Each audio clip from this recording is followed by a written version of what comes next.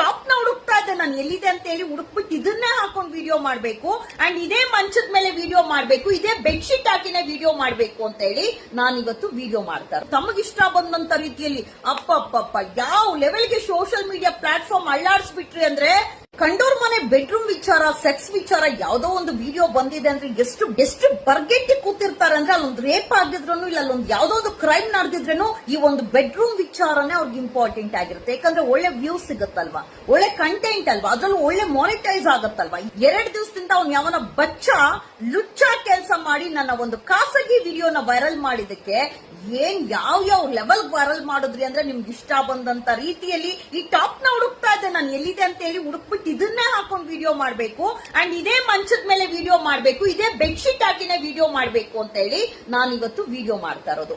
And ಆ video ಬಂದು 2023 ಮಾಡ್ಕೊಂಡಿರೋದು. ಎಸ್, ನಾನು ಅವನು ಚೆನ್ನಾಗಿದ್ದಂತ ಸಮಯದಲ್ಲಿ, ಸಂಸಾರ ಮಾಡುವಂತ ಸಮಯದಲ್ಲಿ ಅವನು ವಿಡಿಯೋ ಮಾಡ್ಕೊಂಡಿರೋದು. ಅಂಡ್ ಕೆಲವರಿಗೆ ಡೌಟ್ ಅದ್ರಲ್ಲಿ ಏನೋ ಎಣ್ಣೆ ಹೊಡೆದು ಬಿಟ್ಟಿದ್ದಾಳೆ ಅಂತ. ನನ್ನ ಧ್ವನಿ, ಇವತ್ತಿನ ಧ್ವನಿ ಆವತ್ತಿನ ಧ್ವನಿ ಯಾವ ರೀತಿ ಇತ್ತು ಅಂಡ್ ಆ ವಿಡಿಯೋ ನೋಡಿ ಇಷ್ಟು ಚೆನ್ನಾಗಿದ್ನಲ್ಲ, ನಾನು ಹಿಂಗಾಗ್ಬಿಟ್ಟಿದ್ದೀನಲ್ಲ ಅನ್ನೋಂತ ಒಂದು ಕೊರಗು ಬಂತು ಹೊರತು ಈ ವಿಡಿಯೋ ವೈರಲ್ ಮಾಡ್ಬಿಟ್ರಲ್ಲ ಅಂತ ನೋವು, ಅವಮಾನ, ಮುಜುಗರ ಅಂತೂ ಇಲ್ಲ. ಯಾಕಂದ್ರೆ ಅಲ್ಲಿ ನಾನು ಯಾವ ಮಿಂಡನ್ ಜೊತೆ ಮಲ್ಗಿರ್ಲಿಲ್ಲ, ಇಲ್ಲ ಯಾವ್ದು ಸೆಕ್ಸ್ ವಿಡಿಯೋ ಅಲ್ಲ ಅದು. ಅಂಡ್ ವಿಡಿಯೋ ಮಾಡ್ತಾ ಇರೋನ್ ಯಾರು, ಕೈಯಲ್ಲಿ ಫೋನ್ ಇಟ್ಕೊಂಡಿರೋನ್ ಯಾರು, ವಿಡಿಯೋ ಮಾಡಿರೋ ಉದ್ದೇಶ ಏನು, ಅಂಡ್ ನಾನೇನ್ ಮಾಡ್ತಾ ಇದೀನಿ ಅಲ್ಲಿ, ಬಟ್ಟೆ ಬಿಚ್ಕೊಂಡ್ ಕೂತಿದ್ದೀನಾ, ಇಲ್ಲ ಏನಾದ್ರೂ ಮಾಡಬಾರ್ದು ಮಾಡ್ತಾ ಇದೀನಾ, ರಾಸಲೀಲೆ ಅಂತ ಒಬ್ಬ ಸೆಕ್ಸ್ ವಿಡಿಯೋ ಒಂದು ವೈರಲ್ ಆಗಿದೆ, ಬೆಡ್ರೂಮ್ ವಿಡಿಯೋ ವೈರಲ್ ಆಗ್ಬಿಟ್ಟಿದೆ, ಏನ್ ನಡೀತಾ ಇದೆ ಅಲ್ಲಿ, ಇಬ್ಬರ ಮಧ್ಯೆ ಜಗಳ ಆಗಿದೆ, ಕೈ ಮೇಲೆ ಇರುವಂತ ಮಾರ್ಕ್ಸ್ ಗೊತ್ತಿಲ್ವಾ, ಇಬ್ಬರ ಮಧ್ಯೆ ಜಗಳ ಆಗಿದೆ. ಜಗಳ ಆದಂತ ಸಮಯದಲ್ಲಿ ವಿಡಿಯೋ ಮಾಡ್ಕೊಂಡಿದ್ದಾನೆ. ಅಂಡ್ ಅದೊಂದೇ ವಿಡಿಯೋ ಅಲ್ಲ, 2 ವರ್ಷ ಅವನು ಏನಿದ್ದ ಪ್ರತಿ ದಿವಸ ತಿನ್ನೋದು, ಮಲಗೋದು, ಎದೋಳೋದು, ಇನ್ನೊಬ್ರ ಹತ್ರ ಮಾತಾಡೋದು,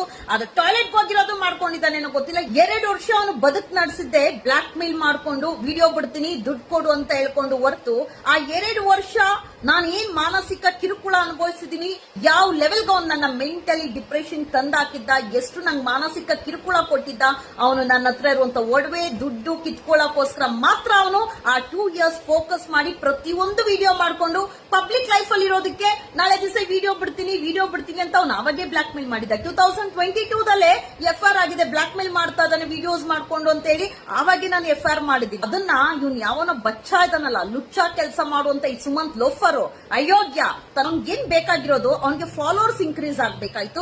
ಯಾವ ಹೆಣ್ಮಕ್ಳು ಖಾಸಗಿ ವಿಡಿಯೋ ಆದ್ರೇನು, ಖಾಸಗಿ ವಿಡಿಯೋ ಎತ್ಕೋ ನಿನಗೆ ಬೇಕಾಗಿದ್ದಂತ ಕಂಟೆಂಟ್ ಹಾಕ್ಬಿಟ್ಟು ರಾಸಲೀಲೆ ಏನಾದ್ರೂ ಇದೆಯಾ ಅಲ್ಲಿ, ಇಲ್ಲ ಸೆಕ್ಸ್ ವಿಡಿಯೋ ಏನಾದ್ರೂ ಇದೆಯಾ?